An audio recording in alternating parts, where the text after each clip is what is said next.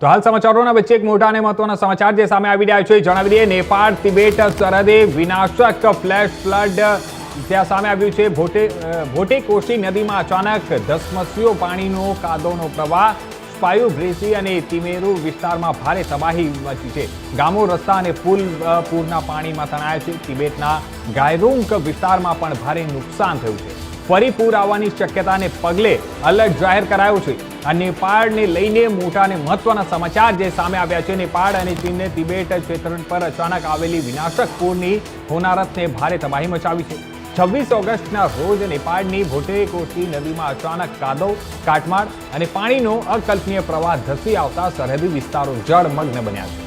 આ આફત પાછળ ચીનના તિબેટ ક્ષેત્રમાં થયેલી કુદરતી ઉથલપાથલ જવાબદાર હોવાનું સામે આવ્યું છે આ તબાહી પાછળ કોઈ સામાન્ય વરસાદ નહીં પરંતુ પહાડી ક્ષેત્રમાં સર્જાયેલી એક પર્યાવરણીય પ્રક્રિયા જવાબદાર છે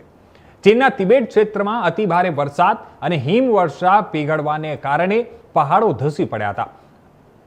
આ મોટું લેન્ડસ્લાઇડ થતા ત્યાં વહેતી નદીનો પ્રવાહ રોકાઈ ગયો અને માટી પથ્થરનો એક કામચલાઉ કુદરતી ડેમ બની ગયો હતો આ તળાવમાં પાણીનું દબાણ ક્ષમતા કરતાં વધી જતા આ માટી પથ્થરોનો કુદરતી અવરોધ અચાનક ધડાકેભેર તૂટી પડ્યો ડેમ તૂટતા જ લાખો લીટર પાણી અત્યંત તીવ્ર ગતિએ કાદવ કંકરા અને કાટમાળ સાથે નેપાળ તરફ ધસી આવ્યું હતું જેને વૈજ્ઞાનિક ભાષામાં ફ્લેશ ફ્લડ કે મડ ફ્લડ કહેવાય છે આ ભયાનક પ્રવાહ સીધો નેપાળની ભોટેકોશી નદીમાં આવતા નદીનું સ્તર અચાનક વધી ગયું પરિણામે કાંઠે આવેલા રસુવા જિલ્લાના સ્પાયુ બેસી અને તિમેરુ જેવા ગામો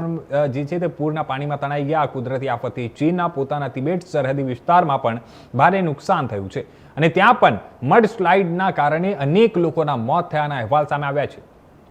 ચીનની સરકારે નેપાળ પ્રશાસનને સત્તાવાર ચેતવણી આપતા જણાવ્યું છે કે પહાડ ધસવાથી બનેલા તળાવનું પાણી હજુ પૂરેપૂરું ખાલી થયું નથી જેથી હજુ પણ વધુ પૂર આવવાનું જોખમ રહેલું છે